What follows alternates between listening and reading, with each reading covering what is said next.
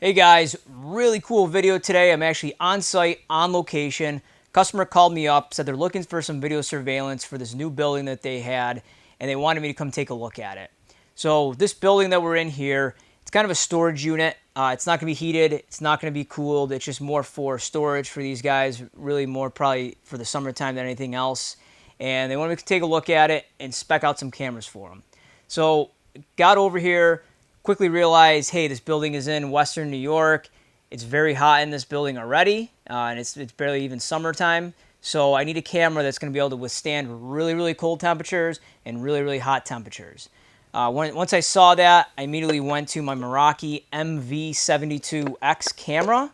This thing can go down to negative 40 degrees below zero and can get up to temperatures up to 122 degrees Fahrenheit. We mostly market this as an outdoor camera. Definitely can be used inside, especially in a harsher environment like this. And it does have a built-in heater, so when it does get really, really cold outside, the heater is going to kick on, and it's going to make sure this thing works flawlessly and you guys don't have problems. So like I said, it could go down to negative 40 degrees below zero.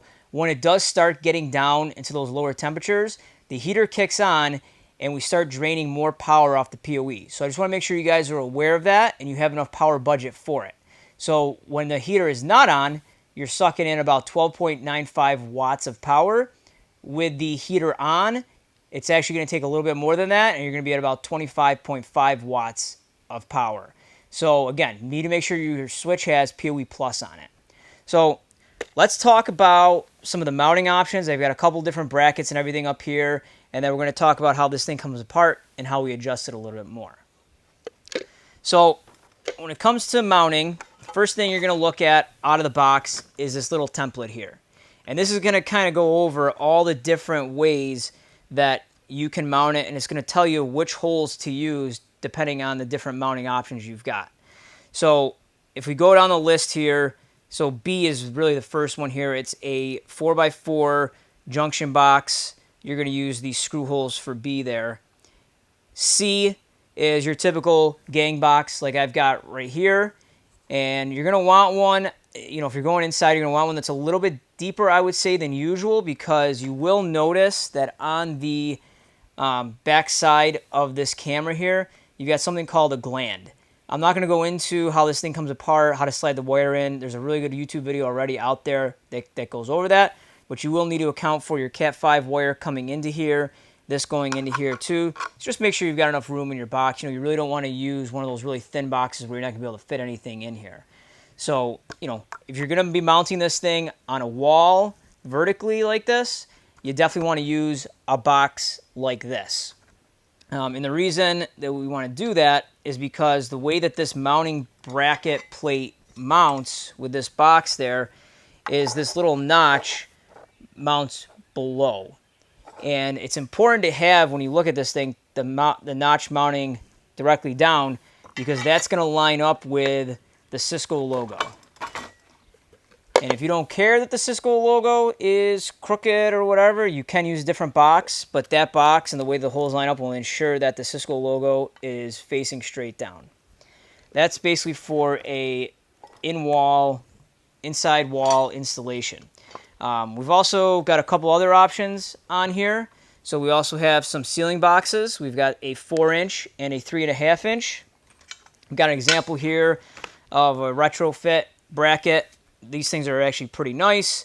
You expand these in the ceiling if it's already a retrofit. You're just trying to get something up there, and put it up there, and then this plate will actually mount directly underneath this. You can do a 3-inch or a 4-inch. And they both kind of work the same. And then with this, it will be twisted a little bit, but that's fine because it's going to be on the ceiling, so there really is no, you know, right side up or wrong side down, I guess. Then if we continue down our list here, so we've got the 4-inch, the 3.5-inch round we just went over. Then there's actually a special conduit box that you can get for these things.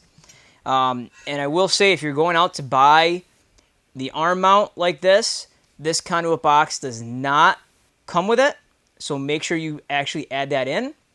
There's two types of conduit boxes that you can get for this. There's one that is just a regular conduit box, and then there's one that's a pole mount box. So if you're trying to get this arm onto a pole, you want to make sure you get the one that's right for the pole mount there, and then that all screws in. One more option that I will discuss and I will talk about is if you want to flush mount this thing on the outside of a building somewhere, maybe underneath the soffit or something like that. You can do that as well. You can use this exact mounting plate. You're going to just mount it flat, flush to whatever surface you guys have. And the gland, this does not come off. So you can't drill a tiny little hole just to get your Cat 5e or your Cat 6 cable in and plug it into here.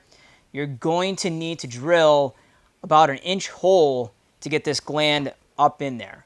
Once you get it through there, connect your Cat 5 cable, Cat 6 cable right there, and you guys will be good to go. When you go to install this thing, so you got your mounting plate hung up and everything, your mounting brackets all there, what you're going to want to do is you're going to leave it as is, put it up there. There is this little dome covering, this plastic dome, to keep fingerprints off, make sure you don't scratch it while you're doing the installation. Just leave it on. You can even get to the screw holes around it without taking this cover off. So once you get it mounted up there, then you're going to go ahead and you're going to take your little Allen key that they give you. You're going to go unscrew all these screws here, pop it off. You notice there's a little hanging cable, so you don't even have to worry about holding this while you're making your adjustments. And then this camera here has a pan and a tilt manual feature on it. So you're going to go in here and you're going to pan it and you're going to tilt it, making sure you get the view that you're looking for. The zoom capability, you don't have to worry about that. You don't have to adjust this or twist it to zoom in or zoom out. You can actually do that right in the Meraki dashboard. So just get the angle and the view that you're looking for, and that's it. And then you can go ahead and you can close this whole thing back up just like that. There is a little green pin in here, so you make sure that it always goes on the same location. The green pin matches up to the female green area over there, and you put it back on, and then you screw the box back together.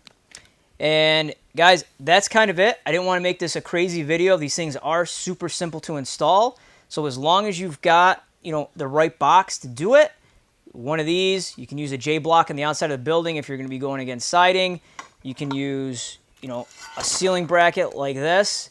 It's very simple, very easy to install. And that's it, guys. Hope you enjoyed this video.